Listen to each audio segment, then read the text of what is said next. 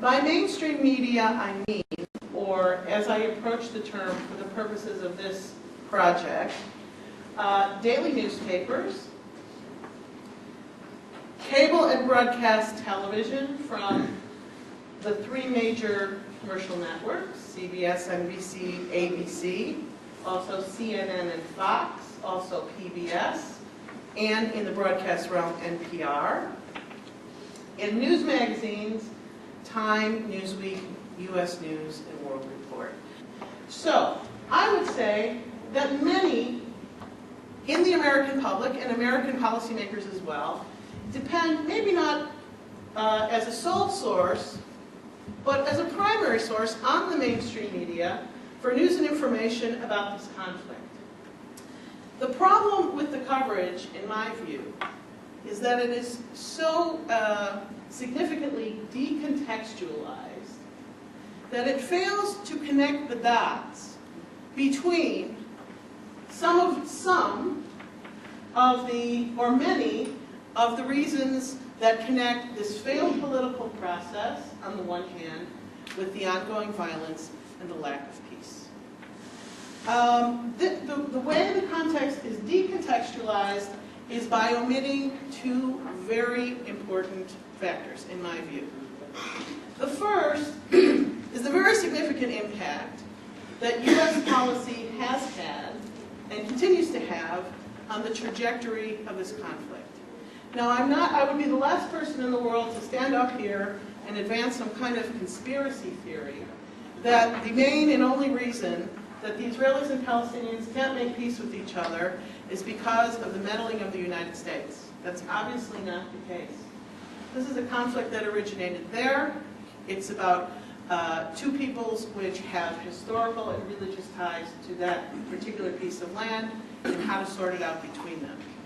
However, American policy in this conflict, especially for the last 40 years, and didn't begin 40 years ago, the United States voted along with 32 other countries in 1947, November of 1947, when the United Nations voted to partition Palestine at the time into two states. From 1949 through the end of fiscal 2007, which was the middle of last calendar year, U.S. aid to Israel totaled an estimated $101 billion. That's with the B. 99% of that aid has been granted since 1967. That's a lot of money and weaponry for a country that territorially is about the size of New Jersey and has a population today at its highest point of about 7 million people. But as of last December, the United States had cast a total over this 37-year period, used its veto on the Security Council 82 times, and fully half of those times, 41 times, was to give Israel diplomatic protection when it came under international censure for its policies of settlement, annexation, and other aspects of its relations, both with the Palestinians and surrounding Arab states. The idea that we have interests in that region, that we have backed one player in this conflict significantly in service of these interests, that this has made resolution of the conflict in some aspects more difficult and engendered these negative attitudes toward us from that part of the world, it's all but absent from the coverage. And these settlements, the land area of the settlements themselves isn't very big. But when you combine the network, the road network that bypasses the Palestinian towns and villages, so Israelis can travel unhindered by Palestinian traffic or violence, and you factor in the army bases that are there to protect these settlements, this has rendered about, according to the United Nations, and the system of more than 500 checkpoints and roadblocks that are erected throughout the West Bank to ensure the safe passage of the settlers, which hinder the movement of the Palestinian population. This has had the effect of putting approximately 40% of the territory of the West Bank inaccessible to Palestinians, who make up, and the ratio of Palestinians to Israeli settlers in the West Bank is approximately 10-1. The biblical-looking landscape. We'll quote the settlers, one or more settlers, on, well, why are you here? And generally the settlers will say one of two things. There are those who have settled in the West Bank and formerly in Gaza, but particularly the West Bank for religious reasons, because they believe it's a God. The land is given to that land is given to the Jewish people by God, and therefore that's why they should be there. And then there are those who have settled, gone to these settlements to live because the government provides housing subsidies in order to encourage Israeli settlement there. And you can get deals on houses, mortgage rates that are very good that you can't get on real estate in Tel Aviv and Jerusalem. So the reporter will talk to these settlers about, what are you doing here? And the settlers will say, this is why I'm here. And then generally the quotes will shift to someone from the Israeli left, from a group such as Peace Now that oppose the settlements, say, no, these settlements are bad, they're an obstacle to peace. And that's it. What is missing from these stories? Two important things. What do international law and consensus say about the legal status of these settlements? You will not find, I'm not saying that the media should make an argument they're legal or they're illegal, but there is a body of international law and consensus that addresses this very difficult and important issue. That doesn't come up in the reporting.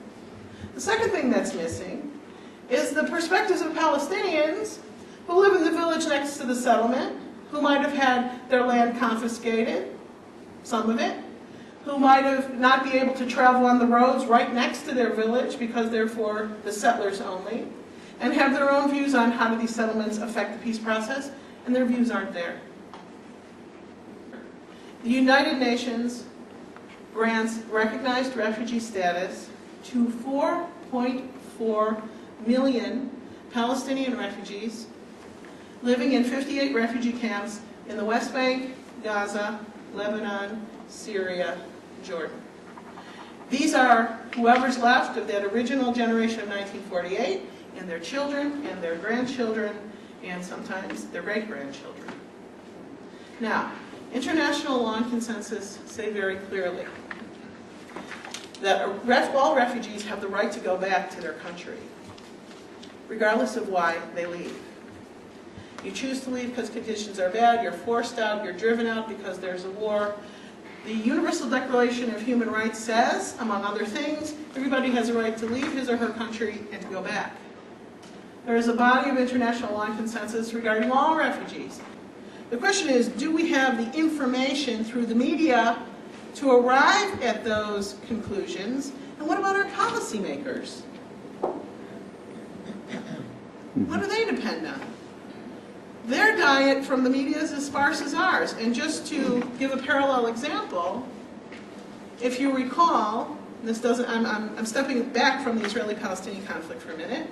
If you recall American media reporting in the run-up to the American invasion of Iraq in 2003, in September of 2002, President Bush went to the UN, and he made the case for going to war. Saddam Hussein has violated all these elements of international law, and he's got those weapons, and he's in touch with terrorists, and and of course this was 1 year after September 11th.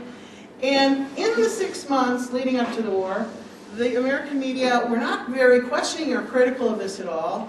Did not, of course they have to report what the president said, and his case, and his administration's case, but perspectives of those who were critical of this idea and the peace movement, that amorphous thing in this country and abroad, were given very, very low, almost in terms of peace demonstrations or anti-war demonstrations. A lot of the coverage was very derisive. So much so that in 2004, a year after we were at war in Iraq, and the mission was not accomplished, things weren't going as well as the president and his advisors said they would, both the New York Times and the Washington Post, on the pages of their newspapers, came out and said, basically, nostra culpa.